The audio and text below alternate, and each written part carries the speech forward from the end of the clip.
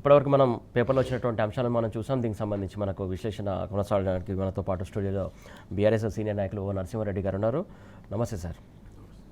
అలాగే మనకు జూమ్ ద్వారా ప్రముఖ రాజకీయ విశ్లేషకులు పాపారావు గారు కూడా ఉన్నారు. నమస్తే పాపారావు సార్.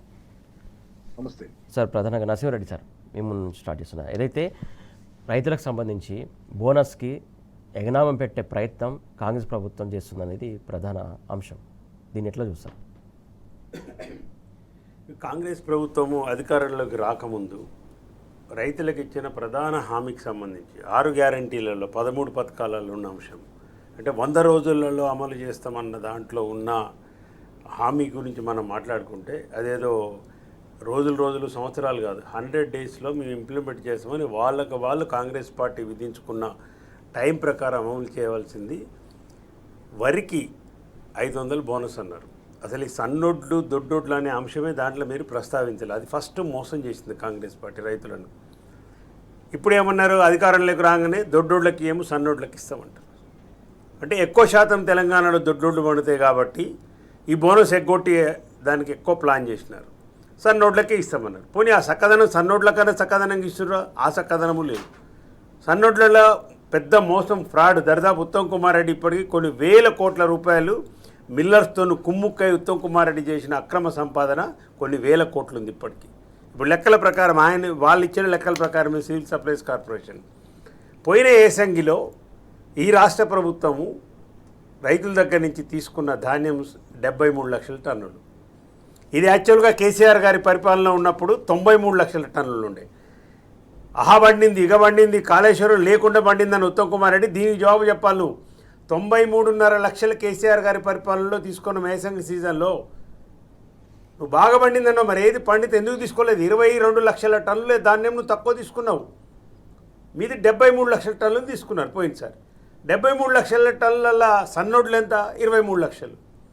మిగతాదంతా దొడ్డోడ్లే. అంటే మెజార్టీ పోర్షన్ దొడ్డోడ్లే. దానికి ఎగ్గొట్టిరు, అసలు దానికి బోనస్ ఇవ్వలే. అంటే యాక్చువల్గా 73 లక్షలకు క్వింటాల్కి 500 చొప్పున మీరు బోనస్ ఇవ్వవలసింది పోయి రైతులను మోసం చేసి, అన్నమాట తప్పి, వాగ్దానం భంగం చేసి, దగా చేసి రైతులు ఇవాళ మీరు ఏం చేసినారు? దాన్ని తీసుకొచ్చి 23 లక్షల టన్నులకు ఇచ్చే విధంగా మీరు మాట్లాడినారు. ఈ 23 లక్షలలో ఈయన అక్రమ సంపాదన. దీనికి సంబంధించి ఏంటంటే బిల్లలతో కుమ్ముక్కయ్యి ఐకేపీ సెంటర్లో పోసిన సన్నోడ్లకు మాత్రమే ఇస్తాము, మిల్లుకు డైరెక్ట్గా పోయే రైతు అమ్ముకునే వాటికి వీళ్ళు ఇవ్వరు. అంటే ఐకేపీ సెంటర్లో బిల్ అయితే ఆ నుంచి లోడ్ అయ్యి మిల్లర్లకు పోయిన తర్వాత వాడు డెలివరీ ఇస్తే తర్వాత వీళ్ళు ఆ అకౌంట్లో డబ్బులు వేయాలి.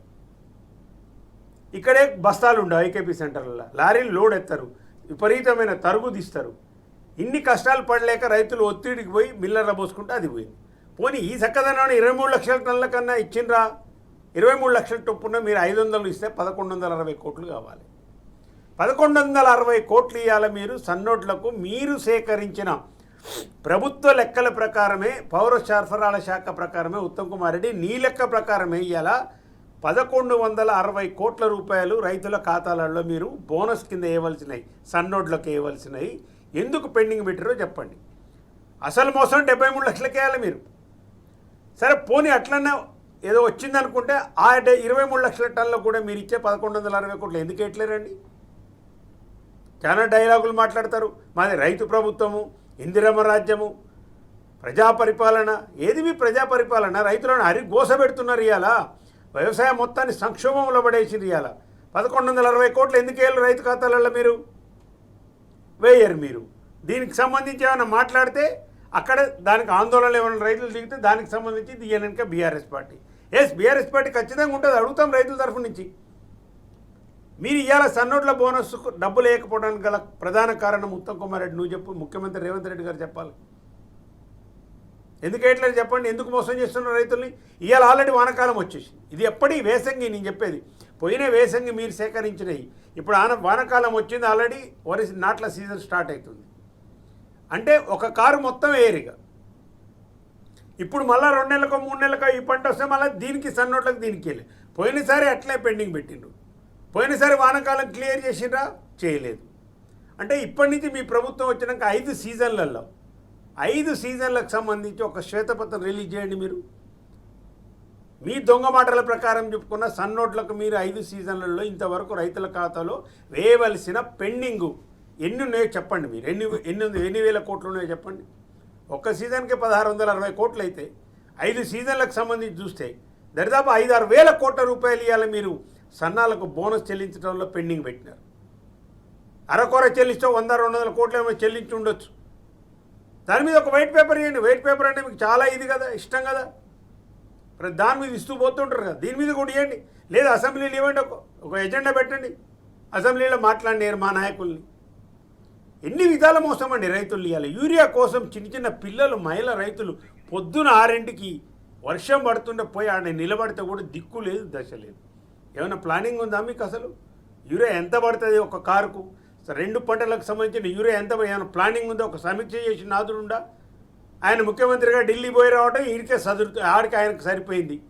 ఈ మంత్రులు ఎవరి సంపాదన వాళ్ళు, ఎవరి అక్రమ సంపాదన వాళ్ళు. రైతు బంధుకు సంబంధించి రైతు భరోసా కూడా చూసిన 5 సీజన్లలో 2 సీజన్లకు వేసిండు. అప్పుడు ఎన్నికలకు వేసిండు, ఇప్పుడు ఎన్నికలకు వేసిండు. దాదాపు కొన్ని 100 కోట్ల రూపాయలు ఇవ్వాలి రైతు బంధు, రైతు భరోసా ఎగ్గొట్టిండు. 24 గంటలు కరెంట్ ఇస్తలేరు. కాళేశ్వరాన్ని బండబెట్టిర్రు. 1,00,000 ఎకరాలు ఇవ్వాలి. సూర్యాపేట, తుంగతుర్తి, కోదాడు ప్రాంతాల్లో మొత్తం ఎండిపోతున్నాయి. వరంగల్ ప్రాంతంలో పక్కనే ఉన్న దాంట్లో ఎక్కడ కూడా లేవు, నీళ్లు లేవు. ఇగో గోదావరికి వెళ్ళిపోదు. ఈ క్రికెట్ ఆడుతూ ఉండే మా కోరకంటి చందర్ గారు, మాజీ ఎమ్మెల్యే గారు, నీళ్లతో ఉండవలసిన కాలువలు, చెర్లు నీళ్లతో నిండవలసిన ఇవాళ మొత్తం కూడా రైతుల కన్నీళ్లతో నిండే పరిస్థితి వస్తుంది. అరి కోసం పెడుతున్నారు రైతులు. మీరు పాపం ఉసురు తగులుతుంది మీకు. కేసీఆర్ గారి పరిపాలనలో రైతు రాజు, ఫార్మర్ సెంట్రిక్ గవర్నమెంట్ నడిపిండి ఆయన. రైతు కేంద్రంగానే పరిపాలన, రైతు కేంద్రంగానే చట్టాలు, రైతు కేంద్రంగానే విధానాలు ఉండాలని చెప్పి అప్పుడున్న ఎమ్మెల్యేల మంత్రుల్ని పరుగు పెట్టించింది కేసీఆర్ గారు. మీ సకథనం ఏంది ఇలా?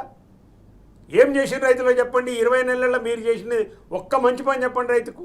రేవంత్ రెడ్డి గారు కానీ ఉత్తమ్ కుమార్ రెడ్డి గారిని ఛాలెంజ్ చేస్తున్నాను నేను. ఒక్కటి చెప్పండి, మీరు ఇచ్చిన హామీలలో రైతులకు ఒక్క హామీ నెరవేర్చినము, సంపూర్ణంగా నెరవేర్చినము అని కేటీఆర్ గారు మా వర్కింగ్ ప్రెసిడెంట్ గారు ఛాలెంజ్ చేసిండు.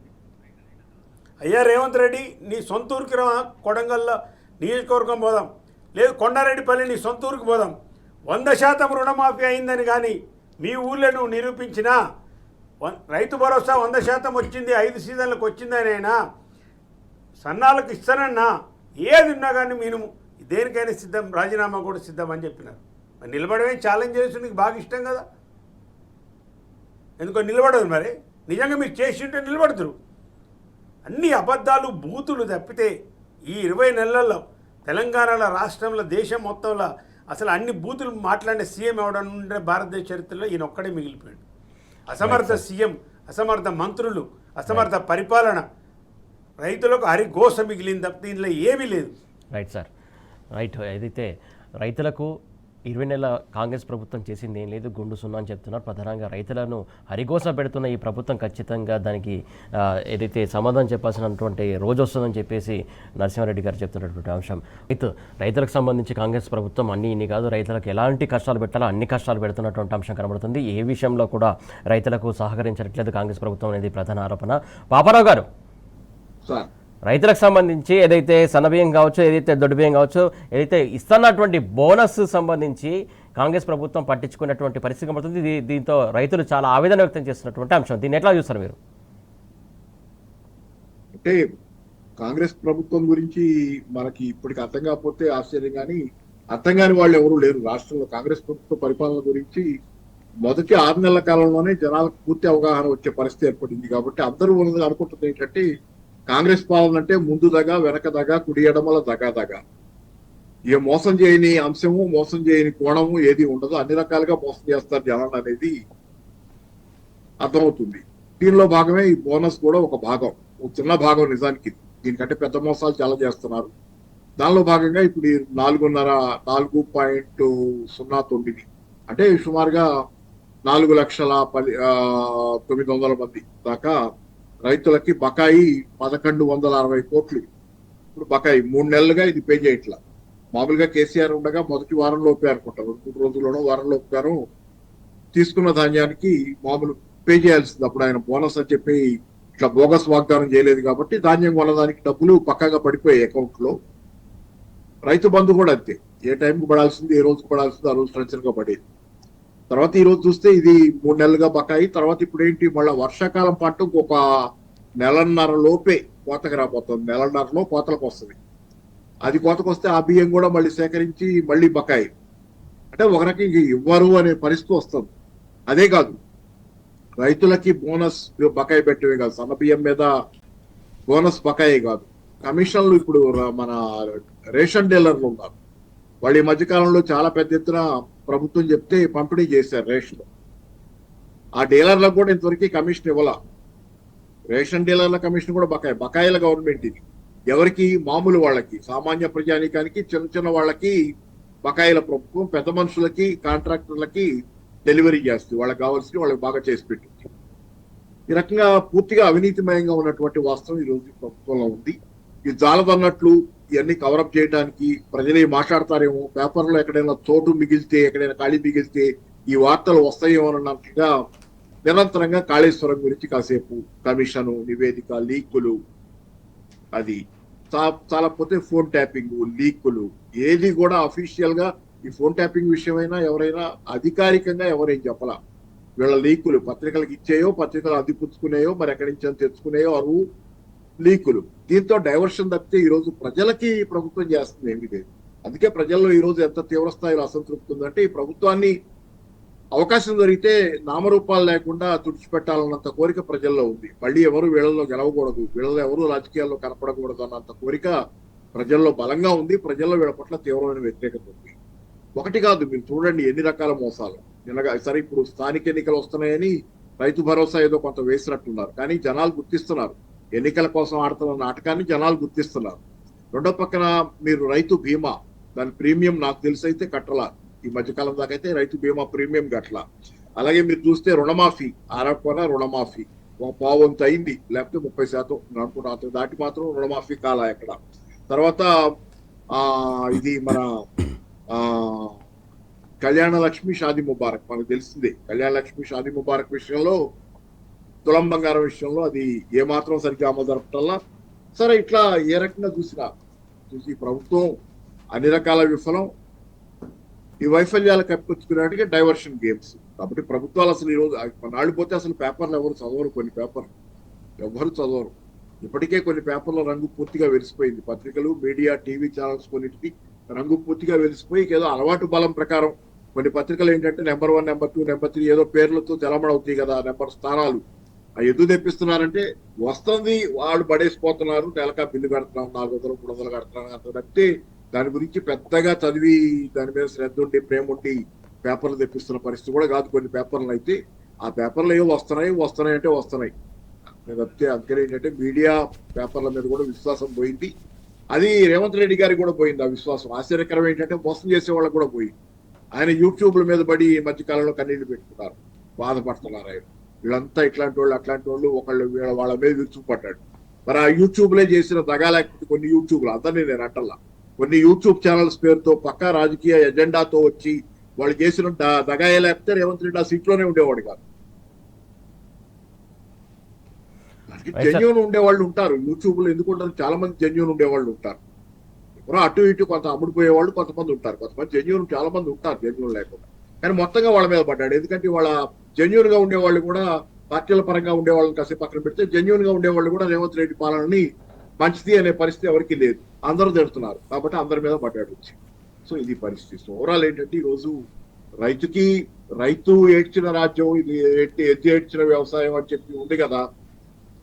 కానీ ఈరోజు తెలంగాణలో ఉన్నది ఒక పూర్తిగా యాంటీ పీపుల్, ప్రజా వ్యతిరేకమైనటువంటి, మరి ఆ మాట వాడతో లేదో కానీ ఫ్యాసిస్ట్ పాలన లాంటిది. ప్రజలకు పూర్తిగా వ్యతిరేకం, ధనవంతులకి, కార్పొరేట్లకు అనుకూలం. నిన్న ఒక పేజీలో full page add Revanth Reddy గారి సోదరుడికి బర్త్డే విషెస్ అనుకుంటా, నిన్న మొన్న పేపర్లో ఫుల్ పేజ్, ఫస్ట్ పేజ్. తమ్ముడికి, ఆయన బ్రదర్, తమ్ముడో అన్నయ్యో, ఆయన బ్రదర్ గురించి యాడ్ వచ్చిందంటే అసలు పరిపాలన ఎవరి చేతుల్లోనే ఉంది, ఎవరు నడుపుతున్నారు అనేది ఒకసారి ఎవరైనా ఆలోచించవచ్చు. చాలా అది దాని గురించి డిస్కషన్ కంటిన్యూ చేద్దాం. నరసింహారెడ్డి సార్, ప్రధానంగా ఏదైతే ఘోష్ రిపోర్ట్కి సంబంధించి మాజీ మంత్రి వేముల ప్రశాంత్ రెడ్డి గారు ఒక ఆరోపణ చేశారు. ఆ రిపోర్టు మొత్తం ఒక 3 సృష్టికర్తలు ఉన్నారు అని చెప్తున్నారు. అందులో వాస్తవం ఎంత? వాస్తవం, ప్రశాంత్ రెడ్డి గారు చెప్పింది వాస్తవము. ఈ జస్టిస్ ఘోష్ కమిషన్ ఏదైతే కాళేశ్వరము అవకతవకల మీద వేసిన కమిషన్ ఏమో ఒకదాని మీద వేసినారు. కాంగ్రెస్ నాయకులు మాట్లాడేది పిచ్చి ముఖ్యమంత్రి, మంత్రులు మాట్లాడేది తలకాయలేని మంత్రులు మాట్లాడేది వేరేది మాట్లాడతారు. దేనికి వేసినారు కమిషన్ అసలు? మీరు టర్మ్స్ ఆఫ్ రెఫరెన్స్ అని ఉంటుంది కమిషన్ యాక్ట్లో 1952 కమిషన్ ఇండియన్ కమిషన్ యాక్ట్లో టర్మ్స్ ఆఫ్ రెఫరెన్స్ ఉంటాయి. అంటే ఈ కమిషన్ దీనికోసం వేయబడ్డది, విచారణ జరగాలి అనేది ఉంటుంది, విచారించమని.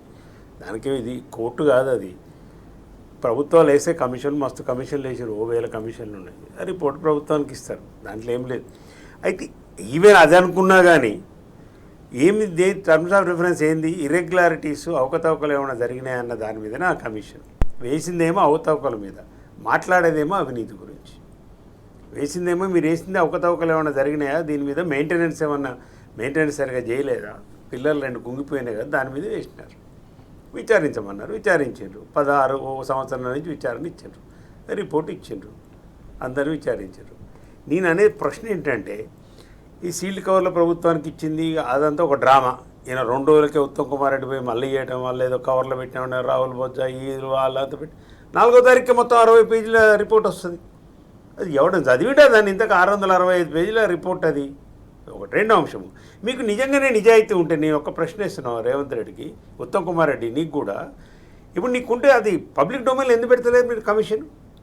మీరు వేసింది పబ్లిక్, ఎవరైనా వచ్చి ఏవైనా పేపర్లు ఇవ్వచ్చని ప్రకటించినారు. ఈ సోకాళ్ళు మీద వాళ్ళు కోదండరాములు వీళ్ళు అంతా పోతే ఆయన ముఖం మీద కొట్టి మాట్లాడిన ఘోష్ ఆధారాలు ఉంటే ఏమైనా పట్టుకరా, ఆరోపణలు వద్దాయన్నాడు, ఎమ్మటే పారిపోయాడు. ఎవరైనా పోయి ఇవ్వచ్చు అన్న కమిషన్ని, పబ్లిక్గా మీరు పెట్టి ఎంక్వైరీ చేయొచ్చు అన్న కమిషన్ని మీరు పబ్లిక్ ఎందుకు ఇస్తలేరు? అది ఎందుకు పబ్లిక్ డొమైన్లో 665 పేజీలు పెట్టరు మీరు? ఎందుకు మీరు పబ్లిక్ డొమైన్లో 665 పేజీల ఘోష్ రిపోర్ట్ని మీరు ప్రజల ముందు ఎందుకు ఉంచుతలేరు? అసెంబ్లీలో చర్చిస్తున్నారు, పెట్టండి, స్పెషల్ సెషన్ పెట్టండి, మాట్లాడదాం. బట్టలు కూడా తీస్తారు మా నాయకులందరూ కూడా. అన్ని అబద్ధాలండి. రెండవది, కమిషన్ కూడా ఇప్పుడు ఒక చిన్న ఉదాహరణ చెప్తాను. తుమ్మిడి హెక్ట్ నుంచి కాళేశ్వరం దగ్గరికి ఎందుకు మార్చినారు అని వారు అడిగినారు. ఎస్, దానికి సంబంధించిన కాగితాలతో, ప్రూఫ్లతో సహా ఆర్టీఐ యాక్ట్ కింద తీసుకొని కమిషన్కి ఇచ్చిన హరీష్ రావు గారు, సార్ కూడా కేసీఆర్ గారు. అది మీరు ప్రచురించాలిగా. దాంట్లో అది ఉన్నదా లేదా మరి అది ఇస్తే మాకు తెలుస్తుంది కదా, పబ్లిక్ కూడా తెలుస్తుంది కదా. కేసీఆర్ సమాధానం చెప్పిండు, హరీష్ రావు గారు ఈటల రాజేందర్ ఆర్థిక మంత్రి, ఆయన సమాధానం చెప్పిండు. ఇంకొక మతి, ఇలా ఆర్థిక మంత్రికి చేసిన ఆయన ఉంటుందట, కానీ ఆర్థిక కార్యదర్శి ఉండదట. ప్రిన్సిపల్ సెక్రటరీ ఆఫ్ ఫైనాన్స్ లేదు, ప్రిన్సిపల్ సెక్రటరీ ఆఫ్ ఇరిగేషన్ లేడు, అధికారులు ఎవరూ లేరు. ఇలా ఒక గమ్మతైన కమిషన్ ఇలా ఒకటి. రెండోది, అసలు కంప్లైంట్ చేసింది ఎవరు? రేవంత్ రెడ్డి వీళ్ళు కదా చెప్పిన కమిషన్. మరి ఇప్పుడు రేవంత్ రెడ్డి ఎందుకు విచారించారనేది కమిషన్, ఉత్తమ్ కుమార్ రెడ్డి ఎందుకు విచారించారు? కమిషన్ విచారించాలి కదా, వాళ్ళ దగ్గర తీసుకోరా రిపోర్టు. మీరు మినిట్స్ ఏమైనా ఆయన అడిగితే 4 రోజుల వరకు దిక్కులేదు, 45 రోజులు మినిట్స్ చేయలేదు. ఈ ఎంత లుకలుకల కమిషను, ఇది కాంగ్రెస్ కమిషన్ లాగా ఉంది కానీ ఇక కాళేశ్వరం కమిషన్ లాగా లేదు. ఏముంది కాళేశ్వరం కమిషన్లు మీరు చెప్పండి. ఒక 3 బ్యారేజీలు, 15 రిజర్వాయర్లు, 19 సబ్స్టేషన్లు, 21 పంప్ హౌజులు, 203 కిలోమీటర్ల సొరంగాలు, 1531 కిలోమీటర్ల గ్రావిటీ కెనాలు, 240 టీఎంసీలు తీసుకునే అవకాశం, 530 మీటర్లు ఎత్తుకెత్తి పోసిండు. ఈ 15 ఇప్పుడు ఈ 3 బ్యారేజీలలో ఒక్క బ్యారేజీలో 85 పిల్లలలో 2 పిల్లలు ఉన్నాయి. ఇది రాజకీయ కక్ష కాకపోతే రాజకీయ ప్రేరేపితమైన కమిషన్ అని నేను ఎందుకు అంటున్నా అంటే, మీరు కమిషన్ వేసిన విచారణ జరగనండి, ఎందుకు రిపోర్ట్ మీరు రిపేర్ ఎందుకు చేయట్లేరు? చెప్పండి, జవాబు చెప్పండి. మీరు కమిషన్ వేసినారు, ఆ కమిషన్ తగలబట్టి ఏదో దాన్ని మన్నుమాసాన్ని అది వస్తుంది. దానికి కమిషన్ విచారణకు ఈ 2 పిల్లలు బాగు చేయకపోవడానికి గల కారణం ఏంది? బనకచర్లకు ఇది కుట్ర కదా మీకు? గోదావరి నీళ్ళు వేస్ట్గా తీసుకుపోయి ఆడ మీ గురువుగారికి దక్షిణ కదా, లక్షలాది ఎకరాలు నీళ్ళు ఎండబెడతలేరా మీరు? తుంగతుర్తి సూర్యాపేట నియోజకవర్గాలలో దేనికి ఎండబెడుతున్నారు మీరు? ఏముంది ఆ కమిషన్ రిపోర్ట్ ఉంటే పెట్టు, ప్రజల ముందు పెట్టు. రెండవది, అన్ని డైవర్షన్ పాలిటిక్స్. 2 పిల్లలు రిపేర్ చేయమంటే అది పోయింది. 3 బ్యారేజీలలో ఒక్క దాంట్లో 2 పిల్లలు, మిగతా 2 బ్యారేజీలు సేఫ్ ఉన్నాయి కదా. మన జగదీష్ రెడ్డి గారు కన్నెపల్లి స్వయంగా ఆయన అక్కడ దిగి చూపెట్టిండు కదా. డ్రాయింగ్ లెవెల్స్ 93 మీటర్లు, 97, 98 మీటర్ల మీద గోదావరి వాటర్ పోతుంది. కన్నెపల్లి పంపులు ఆన్ చేసి మీరు రైతులను నీళ్ళు ఏమంటే ఇవ్వలేదు. ఇది కుట్ర కదా. మిగతా 2 బ్యారేజీలు మంచిగా ఉన్నాయి. ఉత్తమ్ కుమార్ రెడ్డి కౌన్సిల్లో జవాబు చెప్పిండు కదా. ఈ సోకాళ్ళ మీద ఆయన కోదండం అడిగిందని చెప్పిండుగా, జవాబు చెప్పిండుగా. నెక్స్ట్ 19 సబ్ స్టేషన్లు ఇంటాక్ట్లు ఉన్నాయి కదా, ఏ లాంటి లేదు కదా, రిపోర్ట్లో కూడా లేదు కదా, దాని మీద ఏమీ లేదు కదా. ప్లస్ రిజర్వాయర్లు 15 రిజర్వాయర్లు. వీళ్ళు చేసే పనికి ఎంత తలతిక్కల మాటలు మాట్లాడతారంటే, రేవంత్ రెడ్డి నిన్నగాక మొన్న పోయి యాదాద్రి భువనగిరి జిల్లాలో గంధమల రిజర్వాయర్కు ఫౌండేషన్ వేసి వచ్చిండు. గంధమల రిజర్వాయర్ ఎక్కడుందండి? ఎక్కడి నీళ్ళు వస్తాయి గంధమల రిజర్వాయర్కు? కాళేశ్వరంలో భాగం కాదా గంధమల రిజర్వాయర్? రంగనాయక సాగర్ కాదా? మల్లాణ సాగర్ కాదా? కొండపోచమ్మ సాగర్ కాదా? మూసీ పునరుజ్జీవన కోసము 30 టీఎంసీలు 30 టీఎంసీల నీళ్లను మల్లన్న సాగర్ నుంచి మేము వేస్తామని చెప్పి టెండర్ కూడా కాల్పన చేసినాం. మల్లన్న సాగర్ ఎక్కడిది రేవంత్ రెడ్డి? కాళేశ్వరంలో భాగం కాదా మల్లన్న సాగరు? రంగనాయక సాగర్ కాదా? మీ రంగనాయక సాగర్ దగ్గర మీ కొండ సురేఖ గారు మంత్రి గారే నీళ్ళు ఇస్తూ మాట్లాడారు కదా, 1,00,000 ఎకరాలకు నీళ్ళు ఇస్తున్నామని ఈ కెనాల్ కింద. ఇన్ని అబద్ధాలు మీరు మాట్లాడుకుంటా కమిషన్ ఏముందండి దాంట్లో తేల్చడానికి? అవినీతికి సంబంధించిన అంశమే కాదు అది. క్రిమినల్ చర్యలు తీసుకోవాలని రాసింది ఎవడు చెప్పిండు? చెప్తే పెట్టు. నేనంటున్నా కమిషన్ యాజ్ ఇట్ ఈజ్గా మీకు దమ్ము ధైర్యం ఉంటే, నిజాయితీ ఉంటే, అవకతవకలు జరిగినాయని మీరు ఫీల్ అయితే ఎస్ పబ్లిక్ డొమైన్లో పెట్టండి. ప్రజలు చూస్తారు కదా, ప్రజలకు కదా తెలియ. అసలు కమిషన్ ఉద్దేశం ఏంది? పబ్లిక్ కన్సర్న్ అనేది కమిషన్ యాక్ట్ యొక్క ప్రధానమైన కీలకమైన భూమిక. పబ్లిక్ కన్సర్న్ దాని మీదనే కమిషన్ వేయాలి. పబ్లిక్ కన్సర్న్ మీద కమిషన్ వేసినప్పుడు ప్రజలకు సంబంధించిన అంశం అని మీరు చెప్పినప్పుడు ఎస్ కమిషన్ ఫస్ట్ 665 పేజీలు పెట్టండి పబ్లిక్ డొమైన్లో. మీరు పెట్టడం లేరంటేనే యువర్ ఎట్ గిల్టీ. కేవలం డైవర్షన్ పాలిటిక్స్ అని అందుకే చెప్తున్నాం మేము. ఇది కాక ఫోన్ ట్యాపింగ్ అన్నారు. నా ఫోన్ ట్యాపింగ్ చేసిర్రు, నా ఫోన్ ట్యాపింగ్. రేవంత్ రెడ్డి గుండెలు బాదుకున్నాడు, ఉత్తమ్ కుమార్ రెడ్డి బట్టి అందరు గుండెలు బాదు. మరి మీరు ఎందుకు పోలేదు విచారణకు? మిమ్మల్ని ఎందుకు పిలవలేదు కమిషను? ఆ సిట్ ఎందుకు పిలవలేదు మిమ్మల్ని? మీరు కదా అసలు బాధితులు. మరి మీ లెక్క ప్రకారం అబద్ధాలు ఆడటానికి కూడా ఒక లిమిట్ ఉంటుంది. రేవంత్ రెడ్డి పోలేదా విచారణకు? ఎవరెవరినో కుమ్మాయి జక్కాయని అంతా పిలిచి బండి సంజయ్ లాంటి వాడు వీడు పోయి అంత చేసి ఏం చేసిండ్రు తెలిసిండ్రు ఏమని? ఇప్పుడు ఆ సిట్ల మరి విద్యుత్ కొనుగోలులో అక్రమాలు జరిగినాయి అని చెప్పి ఒక విద్యుత్ కమిషన్ వేసింది. ఆ జస్టిస్ నరసింహారెడ్డి సుప్రీంకోర్టు పీక్ అవతల పడేసింది. ప్రెస్ మీట్ పెడతారా మీరు కమిషన్లు వేసింది. తర్వాత ఇంకో ఆయన లాకూరుని వేసినారు. ఏది అది ఎటుపోయింది ఇంతకు? విద్యుత్ కమిషన్ రిపోర్ట్ పబ్లిక్ డొమైన్లో ఎందుకు పెడతలేరు మీరు? తెలంగాణకు 24 గంటల కరెంట్ ఇచ్చిన కేసీఆర్ మీద మీరు కమిషన్ వేసినప్పుడు, జగదీష్ రెడ్డి మీద మీరు కమిషన్ వేసిన విద్యుత్ శాఖకు సంబంధించి అంటే కొనుగోలు సక్రమమే. 10 రూపాయలు ఉన్నా కానీ కొని రైతులకు ఆయన కరెంట్ ఇవ్వాలనుకున్న కేసీఆర్ ఉద్దేశం కరెక్ట్ అనేది అక్కడ తేలిపోయింది. రేవంత్ రెడ్డి లాంటోడు మూర్ఖుడు, శాడిస్టు, ప్రతీకార రాజకీయాలు గుండెలు నింపుకున్నోడు, మైండ్ ఉన్నోడు, బూతులు మాట్లాడేటోడు విద్యుత్ కమిషన్లో ఏమన్నట్టు ఊకుంటాడండి. ఇప్పుడు ఊకునే మనస్తత్వమేనా అయింది? తేలిపోయింది కదా. విద్యుత్ కమిషన్లో ఏం లేదు, ఫోన్ ట్యాపింగ్లో ఏం లేదు, కాళేశ్వరం కమిషన్ కూడా ఏం లేదు. కేవలం ఇచ్చిన హామీలు అమలు జరగకపోవడానికి వాగ్దానాలు చేసి నిలబెట్టుకోలేక అలివిగాని హామీలు ఇచ్చి, ఆర్థిక పరిస్థితి చూసుకోకుండా హామీలు ఇచ్చి, ఇవాళ వెనకపట్టు బట్టి ప్రజలు ఆడదంతరో రోడ్ల మీదకి వస్తే ఆడ బట్టలోడు తీసి కొడతారో అని ఇవన్నీ ఒక కమిషన్ల కథలన్నీ కలిగిచ్చేసి కేవలం డైవర్షన్ పాలిటిక్స్ తప్పితే ఇలా ఏమీ లేదు. కేసీఆర్ గారు ఈ రాష్ట్రాన్ని సాధించారు. 9.5 సంవత్సరాలు తెలంగాణ రాష్ట్రాన్ని నెంబర్ 1గా భారతదేశంలో నిలిపినారు. ఆయన మీద మీరు కమిషన్ ఇచ్చి ఏం పీకేది ఉంది? మీరు పీకేది ఏం లేదు. అలా ప్రజలకు తెలిసి కేసీఆర్ అంటే ఏందనేది. తాపత్రయపడ్డాడు, సాధించిండు. చావు నోట్లో తలకాయ పెట్టి తెలంగాణ సాధించిండు. సాధించిన రాష్ట్రాన్ని నెంబర్ 1 రాష్ట్రంగా నిలబెట్టిండు భారతదేశంలో. అందుకే చెప్తాను, ఈ డ్రామాలు బంద్ చేసేయండి. ఇంకా మీరు డ్రామాలు చాలా అయిపోయింది. మీ హనీమూన్ పీరియడ్ కూడా అయిపోయింది. దాదాపు 2 సంవత్సరాలు కావస్తుంది. మిగతా 3 సంవత్సరాలకి మిగిలిన 1 సంవత్సరం ఎట్లాగ ఎలక్షన్లు వస్తాయి. ఈ 2 సంవత్సరాల కాలంలో ఏం చేస్తారో చేయండి. కనీసం ఒక్క హామీ 6 గ్యారెంటీల్లో 13 పథకాలలో ఒక్క హామీ. ఇక ఆ చాలా గొప్పగా చెప్పుకునే ఏది ఉచిత బస్సు గురించి కూడా ఇక యూనియన్ నాయకులు వాళ్ళు ఇచ్చినారు కదా. మీ చక్కదనం బండారం బయటపడదు కదా. 6,000 కోట్లు ఇచ్చినాం, 3,000 కోట్లు ఇచ్చినాం. దాని మీద ఒక వైట్ పేపర్ ఏమంటున్నారు వాళ్ళు ఇవ్వండి. అది ఎంత అగౌరవంగా నడుస్తుంది అనేది కూడా మహిళల పట్ల వాళ్ళు జరిగే గొడవలు కూడా మనం చూస్తున్నాం. 20 నెలల్లో ఒక్క హామీ సంపూర్ణంగా నెరవేర్చలేక విఫలమైన గవర్నమెంట్. అన్నిటిలో ఫెయిల్. రైతు భరోసా ఫెయిల్, రైతు బంధు అన్నిటిలో ఫెయిల్, 24 గంటలు ఫెయిల్, మహిళలకు ఇస్తాన్న 2,500 ఫెయిల్, బోనస్ ఫెయిల్, విద్యార్థులకు ఇస్తాన్న నిరుద్యోగ భృతి 4,000 ఫెయిల్. భరోసా కార్డు 5 లక్షలు ఫెయిల్. ఏమి ఇచ్చినారు మీరు? అసలు ఏమి ఇవ్వలేదు. దగా ప్రభుత్వం మోసం చేసి ఇంకా అధికారంలో కొనసాగే హక్కు మీకు లేదు. అసలు అందరు రాజీనామా చేయాలి, మంత్రిమండలి మొత్తం కూడా. దీనికి బాధ్యత కూడా రాహుల్ గాంధీ కూడా బాధ్యత వహించాలి. పెద్ద గొప్పగా వచ్చి అందరు కార్డుల మీద సంతకాలు పెట్టి బహిరంగ సభలు పెట్టి ఏది డిక్లరేషన్లు ఇచ్చి వరంగల్ డిక్లరేషన్, కామారెడ్డి డిక్లరేషన్ పెట్టు, ఏదో ఒకటి. ఇప్పుడు స్థానిక సంస్థల ఎన్నికలు పెట్టి తేలిపోద్ది కదా విషయం. ఇక ప్రజలు ఏమనుకుంటున్నారనే విషయం కూడా తేలిపోద్ది కదా. కాబట్టి ఇప్పటికైనా డైవర్షన్ పాలిటిక్స్ బంద్ చేయండి, ఇచ్చిన హామీలు అమలు పరిచే విధంగా పని చేయండి ఫస్ట్ మీరు. రైట్ సార్, ఈ అంశం పైన ప్రత్యేక అసెంబ్లీ సెషన్స్ పెడతారా అసలు? పెట్టమని డిమాండ్ చేస్తున్నాం మేము. అసెంబ్లీ సెషన్ దానికి అంటలే నేను అనేది అసలు మీరు పబ్లిక్ కన్సర్న్ కమిషన్స్ ఇవి.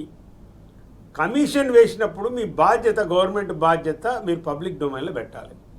ఇప్పటికే విద్యుత్ కమిషన్ రిపోర్ట్ ఆల్రెడీ ఎప్పుడో ఇచ్చినారు, 6 నెలల క్రితం ఇచ్చినారు. అది మీరు ఇంతవరకు డొమైన్లో పెట్టలేదు. ఆ సిట్టి ఎవడేసిండో, ఎందుకు వేసిండో, ఆ ఫోన్ ట్యాపింగ్ ఏందో ఇంతవరకు తెలియదు. అతి లేదు గతి లేదు, రోజుకో వార్త, అసహ్యమైన వార్తలు, తమ్మునేల్స్ విపరీతంగా పెట్టి అందరూ పని అయిపోయింది. దాంట్లో ఏం తెలియలేదు. ఏదో హైకోర్టు జడ్జీలు అన్నారు, హీరోయిన్లు అన్నారు, ఏమేమో ఆరోపణలు.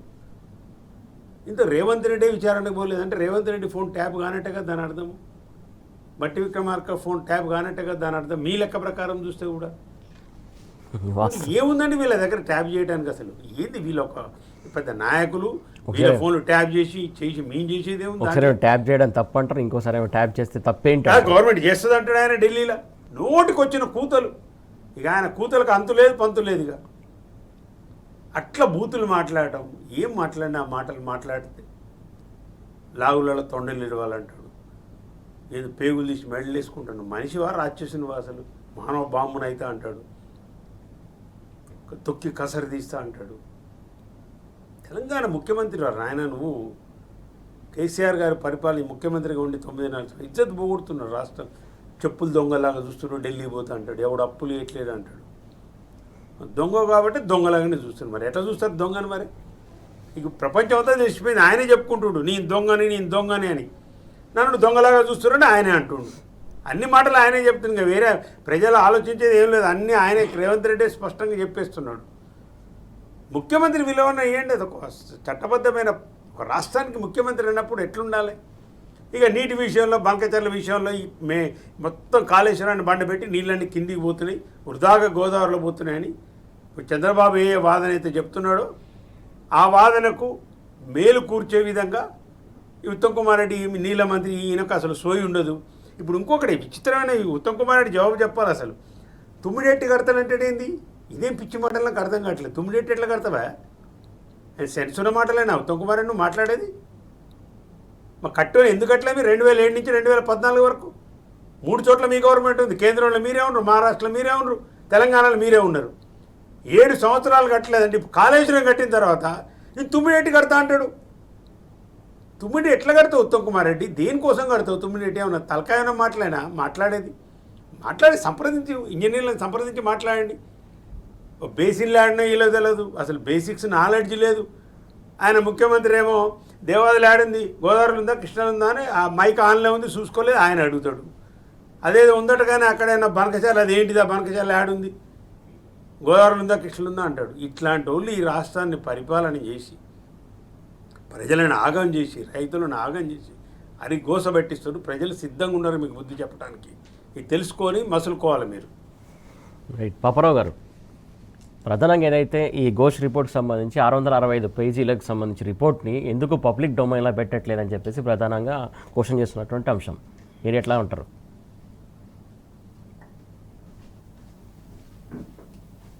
పాపారావు గారు, మీ ఆడియో రావట్లేదు, మ్యూట్లో పెట్టారా? ఒకసారి చూడండి ప్లీజ్. పబ్లిక్ డొమైన్ లో కనుక పెడితే వీళ్ళ బతుకులు బస్ స్టాండ్ అంటారు కదా, పబ్లిక్ డొమైన్ లో పెట్టడానికి అవకాశం ఉండి ఏదైనా కేసీఆర్ గారిని విచారణ చేయాలని అవకాశం ఉంటే ఆ రిపోర్ట్లు ఏదైనా అట్లా గనక సారం ఉండేటట్లయితే పబ్లిక్ డొమైన్ లోనే పెట్టేవాళ్ళు.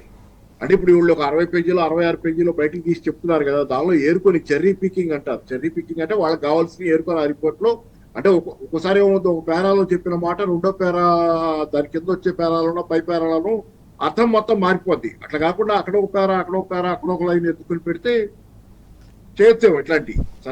సరే ఏదైనా కానీ ఘోష్ కమిషన్ పేరుతో ఒక విచ్ అంటో ఘోస్ట్ అంటో జరుగుతుంది.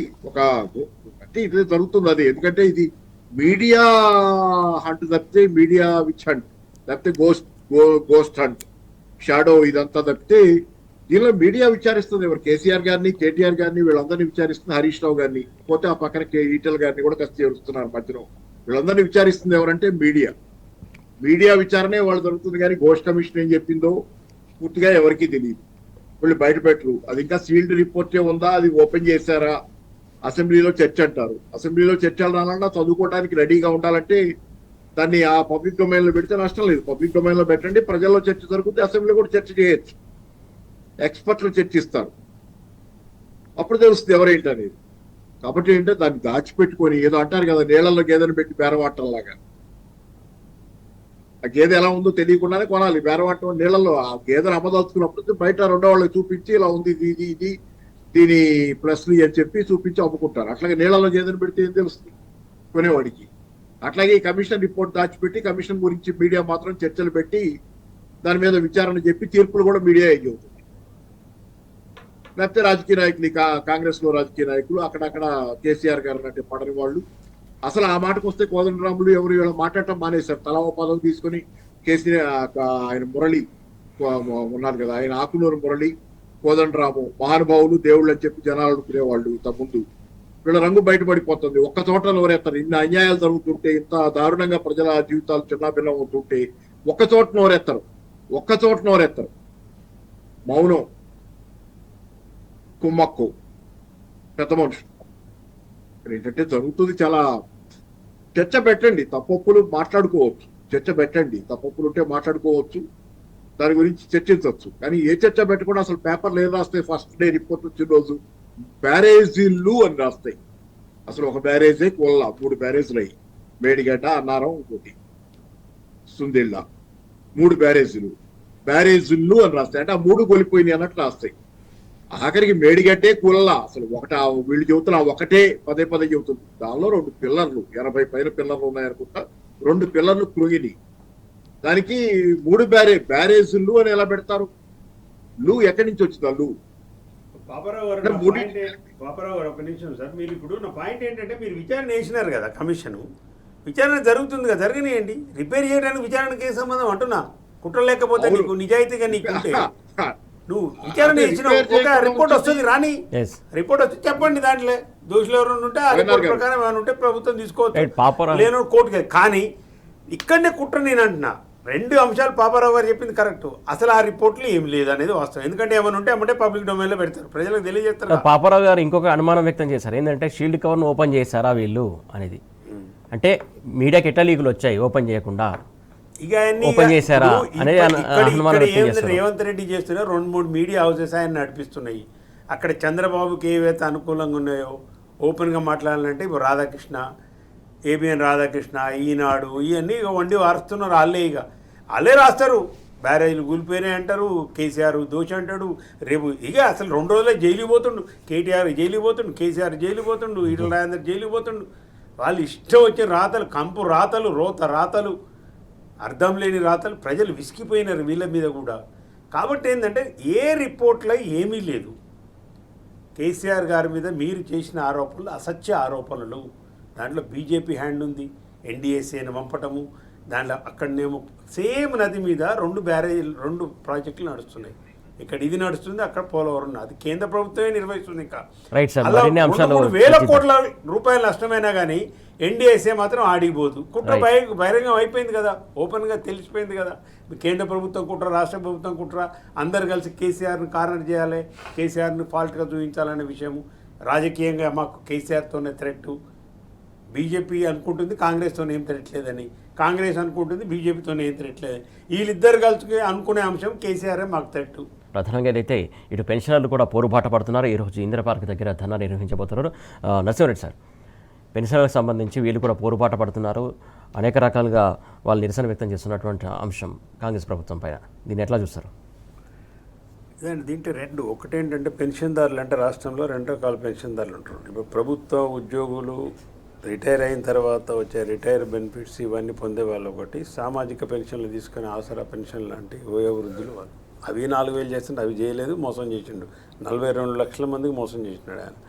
ఇక్కడ రాష్ట్ర ప్రభుత్వం ఉద్యోగులకు రిటైర్ అయిన వాళ్ళకి సంబంధించి వాళ్ళు ఉద్యోగము ప్రభుత్వానికి ప్రజలకు సేవ చేసి రిటైర్ అయిపోయినారు. వాళ్ళకి రావాల్సిన బెనిఫిట్స్ ఎంత అమానీయమండి ఇది ఆపటం అనేది. ఏం మానవత్వం చెప్పండి. రిటైర్ అయితే బెనిఫిట్స్ రావు. వాళ్ళకి ఇచ్చేవలసిన పెన్షన్లు డిమాండ్లన్నీ వాళ్ళు ఒక 10-15 డిమాండ్లు పెట్టినారు. ఏ డిమాండ్ నెరవేర్చే ఇప్పుడు 20 నెలలు అయిపోయింది. మీరు మేనిఫెస్టోలో పెట్టినే వాళ్ళు అడుగుతున్నారు. సిపిఎస్ విధానానికి సంబంధించి కానీ మిగతా అన్నిటికి సంబంధించి కానీ రిటైర్మెంట్ బెనిఫిట్స్ ఒకళ్ళిద్దరు పాపం సూసైడ్ కూడా చేసుకుని అటెంప్ట్ చేసినారు, ఒకళ్ళిద్దరు సూసైడ్ కూడా చేసుకున్నారు. అయినా ప్రభుత్వానికి చెల్లదు. ఏమనంటే పైసలు లేవు అంటారు. అంటే మీరు షేరింగ్ ఆటోలాగా హెలికాప్టర్లు తిరగడానికి 20 కిలోమీటర్లు, 5 కిలోమీటర్లు, 10 కిలోమీటర్లు కూడా తిరగడానికి ప్రజాధనం వృధా చేసి దుబారా చేయడానికి మీ దగ్గర డబ్బులు ఉంటాయి. వాళ్ళు అదే ప్రశ్నిస్తున్నారు. విలాసవంతమైన జీవితాలు గడపడానికి మంత్రులకు విలాసంగా దుబారా చేయడానికి డబ్బులు వస్తాయి. దుబారా చేస్తుంది ప్రభుత్వాన్ని. ఇంతకుముందు ప్రభుత్వం మీద మీరు ఆరోపణలు చేసినారు. ఇవాళ మర్రి చెన్నారెడ్డి మానవ వనరుల దగ్గర ఎందుకంటే మీ గెస్ట్ హౌస్ మీకు ఒక 400 కోట్లు 500 కోట్లు పెట్టి ఒక గెస్ట్ హౌస్ కడుతున్నారు ఆడ. ఇక్కడ ఈయన ప్రతిసారి 40 సార్లు 50 సార్లు తిరిగితే ప్రైవేట్ విమానాలు పోవాలి. అసలు ఇక హెలికాప్టర్లు అయితే అధ్వానం, ప్రజలు నవ్వుకుంటున్నారు. అసలు మొన్న మా జిల్లా మంత్రులు ఇద్దరు పంచాయతీ పెట్టుకున్నారు. కోమటిరెడ్డి వెంకరెడ్డి, ఆయన ఇంకొక ఆయన ఉత్తమ్ కుమార్ రెడ్డి, ఆయన అలిగిండని చెప్పి లేట్లు. అంటే మీరు ఇచ్చిన హామీలు నెరవేర్చడానికి మాత్రం మీ దగ్గర పెన్షనర్లకు మాత్రం డబ్బులు 49 పెన్షనర్ల సంఘాలు ఇలా జేఏసీగా ఏర్పడి వాళ్ళు ఇలా ధర్నాకు పూనుకోవాల్సిన పరిస్థితి ఏర్పడ్డదంటే ప్రభుత్వానికి సిగ్గుచేటిది. ప్రభుత్వ ఉద్యోగులుగా రిటైర్ అయిన వాళ్ళకు మిగతా వాళ్ళకి సంబంధించిన రావాల్సిన బెనిఫిట్స్ పెన్షన్ మీద బతికే వాళ్ళకి సంబంధించి మీరు ఇచ్చిన హామీలు నెరవేర్చమని వాళ్ళు అడుగుతున్నారు. మీ దుబారా తగ్గించుకోండి. ఇప్పటికైనా వాళ్ళు అదే అడుగుతున్నారు. విలాసవంతమైన జీవితాలు మీరు గడుపుకుంటూ పైసలు లేవంటే నమ్మేది ఎట్లా? ఏమనంటే ఉచిత పథకాలకు ఇచ్చిన ఉచిత పథకాలు కూడా ఇవ్వలేదు. ఉద్యోగాలు అడిగినప్పుడేమో 5 చూపెడతారు. వాళ్ళు అడిగితేనేమో ప్రజలు అడిగితేనేమో ఇక ఉద్యోగస్తులు చూసినా ఈ డిమాండ్లు పెడుతున్నారని ఇట్లా పెడతారు. తెలంగాణ ఉద్యోగుల్ని కేసీఆర్ కడుపులో పెట్టుకొని చూసుకున్నాడు ఆయన. దేశంలో ఎక్కడ లేనంత ఫిట్మెంట్ ఇచ్చినాడు. 73% ఫిట్మెంట్ ఇచ్చినాడు. ఉద్యోగస్తులు తెలంగాణ రాష్ట్రంలో బాగా ఉద్యోగస్తులు కొట్లాడినరు తెలంగాణ రాష్ట్రం కోసమని. మీదేది? జీతాలు అటేబాయ్, ఫస్ట్ జీతాల సంగతి అటేబాయ్, పెన్షన్ల సంగతి ఇటేబాయ్. అందుకే ఈ దొంగ హామీలకు సంబంధించి వాళ్ళు ఇలా జంగు సైరన్ మోగించినారు. ఖచ్చితంగా బీఆర్ఎస్ పార్టీ కూడా వాళ్ళకు మద్దతుగా నిలుస్తుందని తెలియజేస్తున్నాం. పాపారావు గారు, ప్రధానంగా అయితే ఎంప్లాయ్కి సంబంధించి సమస్యలు 16 డిమాండ్లు పెట్టి ఇటు నిరసన వ్యక్తం చేస్తున్నా కూడా కాంగ్రెస్ ప్రభుత్వం ఇప్పటివరకు స్పందించట్లేదని చెప్పేసి ఈరోజు ధర్నాకు దిగుతున్నారు ఇందిరా పార్క్ దగ్గర. దీనికి సంబంధించి మీరేమంటారు? అంటానికి ఏం లేదు. అంటే ఇది పెన్షనర్లు అంటే ఇక వరకే రిటైర్డ్ లైఫ్ పటంత కాలం కష్టపడతారు, కుటుంబాన్ని పోషించుకోవడానికైనా ఏదైనా ఉద్యోగం చేస్తారు, ప్రజా జీవితంలో వాళ్ళు అందించగలిగిన సేవలు అందిస్తారు, ఆ తర్వాత రిటైర్ అవుతారు. అంటే అప్పటికే శక్తి చాలా తగ్గిపోద్ది, అనారోగ్య సమస్యలు వస్తాయి. అనేక మందికి, అందరికీ రాకపోయినా ఎక్కువ మందికి చాలా ఏదో రకమైన అనారోగ్య సమస్యలు వస్తాయి. ఒకసారి చాలా సీరియస్ ప్రాబ్లమ్స్, హెల్త్ ప్రాబ్లమ్స్ వస్తాయి. మందులు కొనుక్కోవాలి. ఈరోజు మందులు జనరిక్ మెడిసిన్స్ వచ్చినా అన్ని మందులు జనరిక్స్ లేవు. లేటెస్ట్ మెడిసిన్స్ ఏమన్నా కావాల్సి వస్తే కనుక 5 ఏళ్ల దాకా వాటికి పేటెంట్లు పోదు కాబట్టి మామూలు బయటే కొనాలి. మార్కెట్లో చాలా ఖరీదుగా ఉన్నాయి మందులు. ఈ రోజు చాలా ఖరీదైన మందులు. కానీ మందులు కొనుక్కోవటానికి కానీ ఈరోజు అన్ని ద్రవ్యోల్బణం పెరిగిన తర్వాత అన్ని ధరలు పెరిగినాయి. మరి డిఏ మాత్రం 5 బకాయిలు ఉంటే 5 డిఏల బకాయిలు ఉంటే 1 డిఏ బకాయి మాత్రమే చెల్లించి 4 పెండింగ్ లో పెట్టారు. దేశంలో ఎక్కడ 5 డిఏల బకాయిలు ఉన్న రాష్ట్రమే లేదు. దేశంలో చాలా పెద్ద ఎత్తున వాగ్దానాలు చేసి అధికారంలోకి వచ్చింది ప్రభుత్వం. దేశంలో అన్ని ప్రభుత్వాల కంటే అధ్వాన్నమైనటువంటి రాష్ట్ర ప్రభుత్వంగా ఉంది. రెండోది, అందుకనే ఇక్కడ మీకు రాష్ట్రంలో 40 పెన్షనర్ల సంఘాలు కలిసి ఈరోజు 40 దాకా పెన్షనర్ల సంఘాలు ఉన్నాయి. అవన్నీ ప్లస్ జేఏసీని అన్ని కలిసి ఒక తెలంగాణ ప్రభుత్వ పెన్షన్దారుల సంఘాల సమన్వయ కమిటీ, అంటే తెలంగాణ ఉద్యమం చేసినట్టు చేయాల్సి వస్తుంది. జేఏసీలు ఎట్లా ఏర్పడ్డాయి? అప్పుడు జాయింట్ యాక్షన్ కమిటీలు రకరకాలైనటువంటి శాఖలుగా విడిపోయినటువంటి సంఘాలు వీళ్ళందరూ కలిసి జేఏసీలు ఏర్పరచుకున్నారు. మళ్ళీ తెలంగాణ ఉద్యమ కాలంలో లాగా జేఏసీల కాన్సెప్ట్ మళ్ళీ తిరిగి పునరుజ్జీవనం పొందుతుంది. ఎందుకంటే కాంగ్రెస్ ప్రభుత్వంలో ఈ రోజు జరుగుతున్న అన్యాయాల అకృత్యాల దృష్ట్యా చంద్రబాబు గారి హస్తమే కదా, అంటే ఆంధ్ర హస్తమే నడుస్తుంది, తెలంగాణ నడుపుతుంది. ఇప్పుడు ఆంధ్ర అంటే నేనే వ్యతిరేకం కాదు, చంద్రబాబుని చూసి అనాల్సి వస్తుంది ఆ మాట. చంద్రబాబు నడుపుతున్నటువంటి తెలంగాణ ప్రభుత్వం ఇది. తెలంగాణ ప్రభుత్వం ఈ రోజు నిన్నటి దాకా ఎవరైతే ఆంధ్ర పెత్తందారులు అన్నారో వాళ్ళ చేతిలోనే నడుస్తుంది ఈ రోజు రేవంత్ రెడ్డి గారి ప్రభుత్వం. అట్లాంటి ప్రభుత్వానికి వ్యతిరేకంగా మళ్ళీ ఈ రోజు ఒక ఉద్యమం, ఉద్యమం అయిపోయింది. తెలంగాణ వచ్చిన తెలంగాణలో మళ్ళీ ఉద్యమాలు చేసుకునే దుస్థితి కూడా వచ్చింది. గతంలో కేసీఆర్ గారు ఉండగా ఏ రోజు ఇట్లా జీతాలు కొంచెం లేట్ అయింది. ఎందుకంటే ప్రభుత్వం దగ్గర ఎప్పుడు పరిమితమైన డబ్బే ఉంటుంది, రకరకాల అవసరాలు ఉంటాయి. మరీ ముఖ్యంగా 2020 నుంచి ఆ ప్రాంతం అంతా కోవిడ్ కాలం, విపరీతంగా 2 సంవత్సరాల పాటు ఎవరి దగ్గర సరిగ్గా ప్రభుత్వం దగ్గర కూడా ట్యాక్స్ వసూళ్లు డబ్బులు లేవు. చాలా కష్టం మీద అప్పటికి కూడా 10 రోజులు అటు ఇటుగా మొత్తం మీద అందరి బాధ్యతలు నిర్వహిస్తానికి కేసీఆర్ గారు ఒక కుటుంబ పెద్దగా ఎవరికి ఏ లోటు చేయకుండా అందరి బాధ్యత ఆయన నిర్వహించాడు. కానీ దీని మీద ఒక 5 రోజులు 10 రోజులు లేట్ అయిన జీతాల మీద రెచ్చగొట్టి ఉద్యోగస్తుల్ని, విద్యార్థుల్ని రెచ్చగొట్టి ఉద్యోగాల విషయంలో ఉపాధి లేదు అది ఇది అని చెప్పి చేసి ప్రభుత్వాన్ని కొలగొట్టిన దాకా ఈ 2 వర్గాలని రెచ్చగొట్టి చేశారు. ఈ రోజు ఆ 2 వర్గాలని పచ్చిగా మోసం చేసింది ప్రభుత్వం. రైతాంగాన్ని మోసం చేసింది, గ్రామీణ ప్రాంతాల్లో మన ఓట్లేసిన రైతాంగాన్ని మోసం చేసింది, అన్ని వర్గాల్ని మోసం చేసింది, తన కోసం పాటుపడిన వాళ్ళందరినీ మోసం చేసింది, తనకు ఓట్లేసిన వాళ్ళందరినీ మోసం చేసింది. సకల వర్గాల పట్ల ఈ రోజు సకల జనుల సమ్మె చేసేవాళ్ళు. వారు సకల జనుల సమ్మె లాంటిది ఈ రోజు తెలంగాణ మొత్తం ఏకమై సకల జనులు ఈ రోజు తెలంగాణలో ఈ రోజు ఈ ప్రభుత్వాన్ని ద్వేషిస్తున్నారు. ఇది మాది కాదు ఆంధ్ర ప్రభుత్వం. ఎందుకు నేను మొన్న ఇక్కడ టీ దాటని బయటకు వెళ్తే కూడా రియల్ ఎస్టేట్ అతను చిన్న వ్యాపారస్తుడు ఎవరు అక్కడ టీ దాటానికి వచ్చి ఆయన అంటున్నాడు, చంద్రబాబు నడుపుతున్నాడు అండి దీన్ని డైరెక్ట్ గా చెబుతున్నాడు ఆయన. చంద్రబాబు ఆయన ఆంధ్రాత్రే, అది కూడా తెలుసు నాకు, మాటలు తెలిసిపోద్ది కదా, ఆయన కూడా చెప్పింది అది ఎక్కడో చెప్పాడు ఆంధ్రలో. ఆయన కూడా అంటున్నాడు చంద్రబాబు నడుపుతున్నాడండి ప్రభుత్వాన్ని. అంటే చంద్రబాబుని ఎవరు నమ్మటం, ఆంధ్ర వాళ్ళు కూడా నమ్మటం. ఇది పరిస్థితి. చంద్రబాబు నమ్ముతున్నాడు తెలంగాణ నాశనం చేయడానికి, చంద్రబాబు కంకణం కట్టుకొని దీన్ని నాశనం చేస్తున్నాడని చెబుతున్నారు. దానిలో పాత్రధారి సూత్రధారి చంద్రబాబు, పాత్రధారి మేజర్ పాత్ర రేవంత్ రెడ్డి. ఈరోజు ఉద్యోగులకు ధమ్కి ఇచ్చాడంటే ఇచ్చాడు, అంతే. మోసం చేస్తున్నాడంటే చేస్తున్నాడు. కాబట్టి ఏంటంటే ఉద్యమాలు తప్పవు, పోరాటాలు తప్పవు. సాధ్యమైనంతగా ఈ ప్రభుత్వాన్ని వదిలించుకుంటే మినహా తెలంగాణకి మళ్ళీ గట్టెక్కే అవకాశం, ఈ దారుణాలు దుర్మార్గాల నుంచి బయటపడే అవకాశం లేదు. ఎందుకంటే ఇదే కాదు, మీరు చూడండి, దీనికి ఇది జరుగుతుంది ఒక పక్క. దీంతో పాటు శాశ్వతంగా డ్యామేజ్ అయ్యే బనకచర్ల ప్రమాదం మన చర్చ రాలే ఇవాళ, కానీ బనకచర్ల ప్రమాదం రోజువారీ చర్చిస్తానే ఉన్నాగా. ఎంత పెద్ద ఎత్తున ముంచుకొస్తున్న ప్రమాదం, శాశ్వతంగా గోదావరి జలాలు తెలంగాణ కాకుండా పోయే ప్రమాదం. ఇట్లా ఏంటంటే ఈరోజు జరుగుతున్నటువంటి దుర్మార్గం మీద ఖచ్చితంగా సమస్త వర్గాలు ఈరోజు విడివిడి పాయలుగా విద్యార్థులు ఉద్యోగులు కాదు, దీనికి కూడా ఒక వీళ్ళందరికీ కూడా కలిపి మళ్ళీ ఒక తెలంగాణ విముక్తి కోసం తెలంగాణ రైట్. పాపారావు గారు మీ దగ్గరికి వస్తే ఒక నిమిషం అండి. సార్ నరసింహారెడ్డి సార్, ప్రధానంగా సీఎం సీటుపై ఆశల పొంగులని, మళ్ళీ ఇంకోటి సీఎం మార్పు జరగబోవచ్చు అని చెప్పేసి కాంగ్రెస్ వర్గాల్లో జరుగుతున్నటువంటి చర్చ తీవ్రంగా నడుస్తుందండి. ఇప్పుడు సీనియర్స్ మిగతా వాళ్ళు కొత్తగా వచ్చిన ఆయన పొంగులేటి శ్రీనివాసరెడ్డి డబ్బులో ఉండే కదా, డబ్బులతోనే అన్నీ చేయొచ్చు. ఆయన వచ్చిందే ఆయన రాజకీయం, అట్లాంటి రాజకీయం. ఆ పొంగులేటి అనేట ఆయన డైరెక్ట్గానే ఉన్నది, అది పెద్ద సీక్రెట్ ఏం లేదు దాంట్లో. డబ్బులతో రాజకీయం చేస్తేనే 500 కోట్లు పెట్టి కాబట్టి నాకు మంత్రి పదవి కావాలని ఇవన్నీ కూడా నడుస్తూనే ఉన్నాయి. బాగా అక్రమ సంపాదనలు పెరిగిపోయినాయి. ఈయన ఫెయిల్ అయిపోయాడు, ముఖ్యమంత్రి రేవంత్ రెడ్డి ఫెయిల్ అయిపోయాడు. అది అధిష్టానానికి తెలుసు. ఆయన రాహుల్ గాంధీ కలవట్లేడు, అపాయింట్మెంట్ సరిగ్గా ఇవ్వట్లేడు, మన డిన్నర్కు కూడా ఇష్టపడలేదు. పవర్ పాయింట్ ప్రజెంటేషన్ బీసీ దాని మీద కూడా బట్టి గారు ఇచ్చినారు. ఈయన దరిదా పక్కన పెట్టేసినట్టే అనుకోవాలి. ఎందుకంటే ఈయన చేసే చేష్టలు ఇవన్నీ కూడా ఇల్లు ఇప్పుడు మంత్రివర్గం కూడా మనం ఏం మాట్లాడుతున్నామో మన టీవీసే పెడతారు ఆడ. ఈయన ఏమేం చెప్తున్నట్టుగా ఇట్లుందండి, ఈయన మాట్లాడిన మాటలకి ఇట్లా అనుకుంటారు ప్రజలని చెప్తారు ఆడ. ఈ ఫీడింగ్ అంతా అక్కడికి పోతుంది.